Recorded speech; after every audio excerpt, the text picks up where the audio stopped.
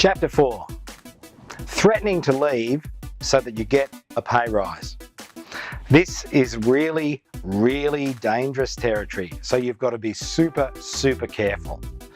Some people will approach getting a pay rise with a veiled threat that if they don't get one, they'll leave the organisation.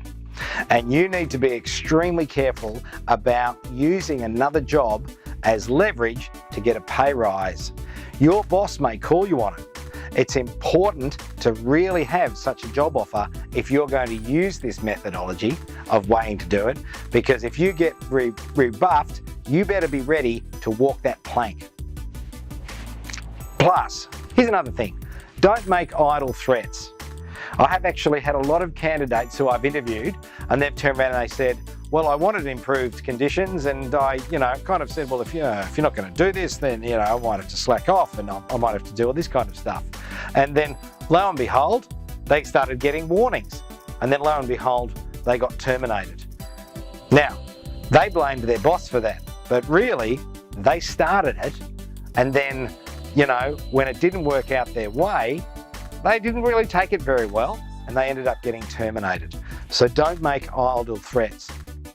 Another thing to remember, if you are going to use the threat of departing to get a pay rise, is that you've got to remember what your boss is going to think. And they're going to think, where is this person's loyalty?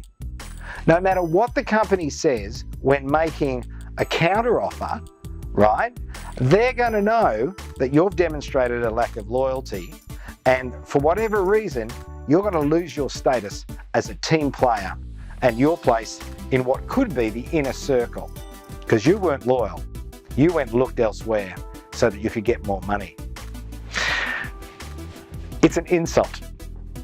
If you have to go and virtually resign to get a pay rise, that's an insult to you personally and professionally.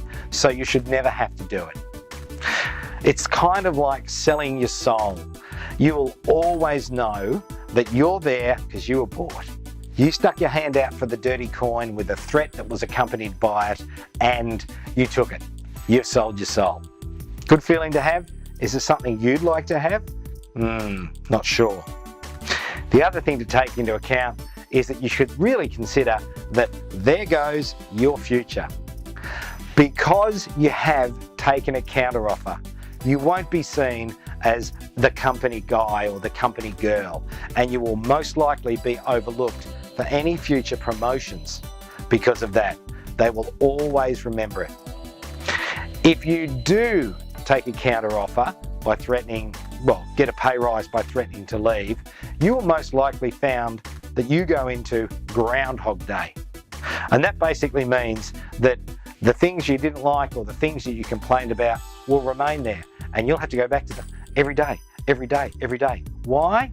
Because they've given you the money. And that's what you asked for. You wanted the money. So therefore the problem should have gone away, and they don't. This is about principles and it's about ethics. Decent, well-managed companies don't make counteroffers, ever. Their policies are fair and equitable, and they will not be subject to people making threats to get more money. If you do that, you'll probably be let go anyway. So counter-offers are nothing more than just your employer biding their time while they can replace you with someone who's going to work harder, show a bit more loyalty, and be a team player.